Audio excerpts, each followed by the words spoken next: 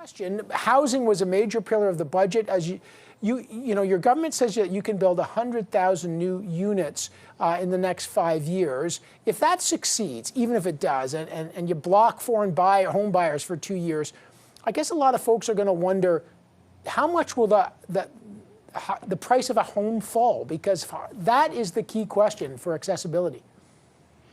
Evan, I want to be clear that our plan is realistic when it comes to housing. And I've just raced over here from Parliament. And when I stood up in the House, I said to Canadians, there is no single magic bullet, which is going to mean that tomorrow every single Canadian can own a house in the neighborhood where they want to live. And Canadians understand that. But Canadians also understand, as our government does, that housing is an urgent issue.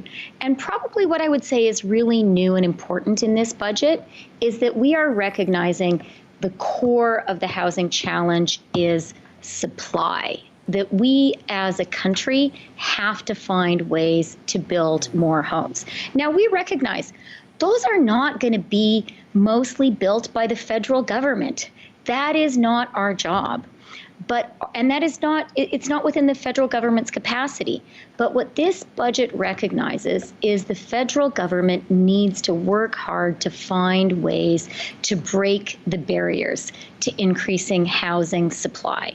And that is exactly what this budget does through a suite of measures. This is a big challenge. It's a complicated challenge. And that's why we have a number of measures that are going to address it. And that's why I said today, and I say in the budget, we're going to do a lot in this budget, more than any federal government has ever done on housing, but no magic bullet, and we're going to have to keep on going year after year after year. Just one more question on housing, because as you say, there's a suite of measures. I wonder, are some working at cross purposes? Because as you know, supply is the big issue, but darn it, it's hard. Supply is slow. Bringing on houses is slow. But now you've got this first-time homeowners, home buyers savings account. Look, this is for younger people, first-time home buyers. I understand that. But if they're incentivized with this up to $40,000 and essentially a tax-free savings account to get into the market, will that increase demand before the supply can keep up and essentially crank up the prices? Is that working at cross purposes?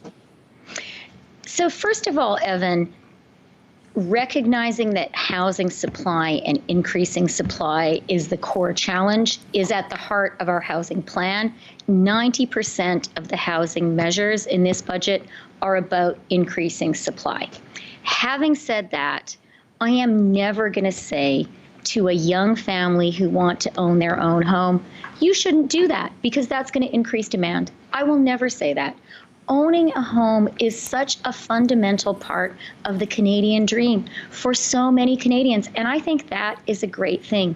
And I also really recognize that for too many Canadians, especially, you know, young people starting a family, it is out of reach to buy a home. And what this budget does is creates a vehicle to help people who want to do the right thing. It creates a way to encourage people to save for their first home. And it's a 4-year vehicle to save. So I think it is absolutely the right thing to help build a Canada where homeownership is not out of reach for anyone. Right.